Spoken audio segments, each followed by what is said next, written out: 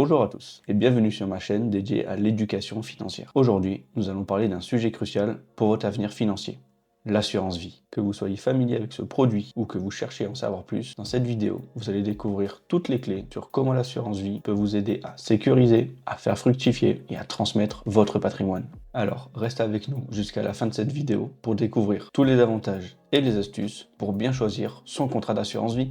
Une assurance vie, c'est un contrat passé entre vous, le souscripteur, et un assureur, une banque ou un assureur privé. En échange de primes que vous allez verser, l'assureur s'engage à verser un capital ou une rente à un bénéficiaire désigné en cas de décès ou à une date prévue initialement au contrat. Mais attention, une assurance vie n'est pas uniquement une protection en cas de décès.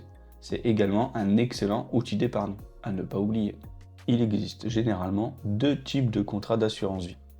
Une assurance en cas de décès et une assurance en cas de vie. Dit comme ça, c'est un peu bizarre. L'assurance en cas de vie est surtout un produit d'épargne utilisé pour du long terme, pour faire fructifier son argent. Alors que l'assurance en cas de décès est surtout utilisée comme une protection des proches en cas de décès. Mais la plupart du temps, les contrats d'assurance vie combinent ces deux aspects. Donc voici les quelques raisons pour lesquelles il est intéressant d'ouvrir un contrat d'assurance vie. Premièrement, la transmission de patrimoine. En cas de décès, les capitaux reversés aux bénéficiaires du contrat d'assurance vie ne sont pas soumis aux droits de succession dans certaines conditions. Cela permet donc de transmettre un capital important à ses proches en limitant les frais de succession. Parce que, comme vous le savez, en France, on est les rois de l'imposition. Et comme je vous le disais, tout dépend des critères. Mais il y en a plein, c'est un vrai casse-tête. Comme vous pouvez le voir à l'écran, si votre contrat a été ouvert avant ou après le 20 novembre 1991 et que le capital a été versé avant ou après le 13 octobre 1998, et encore si le détenteur de l'assurance vie a moins ou plus de 70 ans, tout change. Il faut donc être vigilant quant à l'ouverture du contrat d'assurance vie. La deuxième raison de pourquoi ouvrir une assurance vie est sa fiscalité avantageuse. Les gains générés par votre assurance vie profitent d'une fiscalité avantageuse, surtout après 8 ans de détention de votre contrat d'assurance vie. Les prélèvements sociaux resteront toujours à payer, on est sur 17,20%, mais l'imposition sur ces gains seront réduits. Mon petit conseil est d'ouvrir un contrat d'assurance vie le plus tôt possible, pour prendre date, comme on dit. Comme ça, les 8 ans commencent à courir le plus tôt possible. Et une fois cette période passée, ce ne seront que les plus-values réalisées dans le contrat d'assurance vie qui seront taxées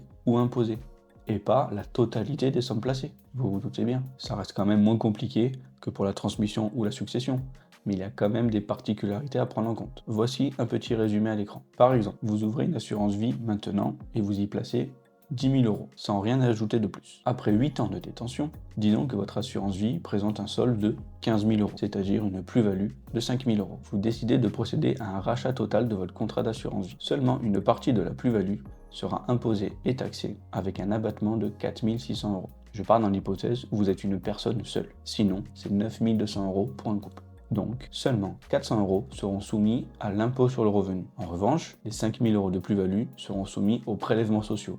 Donc, à l'heure où je tourne cette vidéo, 17,2%. Donc, au final, avec votre achat total, vous percevrez un petit peu plus de 14 000 €. Voici le calcul. Les 15 000 €, c'est le solde total de votre assurance vie, moins 5 000 € fois 17,2%, moins les 400 € qui sont soumis à votre TMI, tranche marginale d'imposition. Donc, à la fin, on peut compter qu'on a 14 000 €.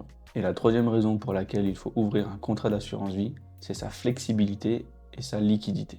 Contrairement à d'autres produits d'épargne, vous pouvez procéder à des rachats totaux ou partiels de votre contrat d'assurance vie. Il vous suffit simplement d'en faire la demande auprès de votre assureur. Il se chargera de vous débloquer les fonds dans les quelques jours qui suivent. Certaines compagnies débloquent en 48 heures. Et maintenant, nous allons voir comment bien choisir son contrat d'assurance vie. Il y a évidemment des critères à prendre en considération, et le premier de ces critères, c'est les frais. Soyez vigilant aux frais appliqués par votre assureur, parce que suivant la compagnie d'assurance ou le contrat souscrit, les frais peuvent varier du simple au double et peuvent nuire à votre performance sur le long terme. Reprenons notre exemple des 10 000 € placés, avec cette fois-ci un rendement de 8% par an pendant une période de 8 ans, soit la durée d'un contrat d'assurance vie pour prendre date. Avec une gestion financière sans frais, votre capital final sera de 18 509 €. Mais si votre assureur prend 1% de frais par an, votre capital passe à 17 079 €, soit un manque à gagner de 1 430 €. Et si les frais passent à 3% par an, la perte est de plus de 4 000 €. Vous vous rendez compte? Et si maintenant on partait sur une période de 20 ans pour les mêmes calculs. 10 000 euros initial, 8% par an. Sans frais de gestion, c'est vous qui gérez votre propre capital, vous aurez un montant de 46 610 euros au bout de 20 ans, sans rien faire. C'est beau, non? Avec 1% de frais prélevés par votre assureur sur votre contrat d'assurance vie, le capital tombe à 38 122 euros, soit une perte de 8 488 euros. Ça commence à faire beaucoup, hein. Et si le contrat est de 3% de frais par an, la perte est de 21 264 euros. Vous imaginez, votre capital se divise quasiment par deux au bout de 20 ans, juste en frais de gestion par votre assureur. C'est pour ça qu'il vaut mieux augmenter ses connaissances financières pour que vous gérez vous-même votre argent. Comme ça, vous pouvez optimiser les frais au fil du temps et avoir plus de gains. Le deuxième critère à prendre en considération au moment d'ouvrir une assurance vie, c'est la performance de votre contrat que votre assureur envisage de faire. Généralement, il y a deux types de classes d'actifs qui sont compris dedans. Premièrement, le fonds euro, un placement qui est sécurisé mais avec un rendement modeste. Et ensuite, il y a les unités de compte qui proposent un peu plus de performance pour dynamiser votre épargne, mais du coup, plus volatile et un peu moins sécurisé. Quand on parle d'unités de compte, ça paraît un peu barbare comme ça, mais c'est pas difficile. On parle généralement d'actions cotées en bourse, d'ETF, d'immobilier, etc. Le troisième critère à prendre en considération au moment d'ouvrir votre contrat d'assurance vie est l'option de gestion de votre contrat. Il faut trouver une gestion qui soit en raccord avec votre profil d'investisseur. Normalement, tout assureur, au moment d'ouvrir votre contrat, va vous proposer deux modes de gestion. La gestion libre et la gestion sous mandat. La gestion libre, je pense que vous l'avez compris, c'est une gestion où vous gérez vous-même vos investissements au sein de votre assurance vie. C'est vous qui mettez les actions que vous voulez, les produits financiers que vous voulez pour dynamiser votre épargne. Mais dans ce cas, il vaut mieux avoir des connaissances en finance assez poussées et du temps pour gérer votre patrimoine. Comme je l'ai dit avant, si vous gérez vous-même, vous n'allez pas avoir de frais. Donc, une meilleure performance sur le long terme. Par contre, il ne faut pas faire n'importe quoi non plus. Parce que qui dit plus de performance, mais sur des produits que vous ne maîtrisez pas, cela peut être catastrophique pour votre épargne sur le long terme. Donc, prenez garde. Ou améliorer vos connaissances en finance. Ou sinon, il existe l'autre méthode de gestion, qui est la gestion sous mandat ou la gestion pilotée, où vous allez confier à votre assureur les investissements à faire pour dynamiser votre épargne. Ça, c'est une bonne option quand on manque de connaissances financières et de temps pour gérer ses investissements.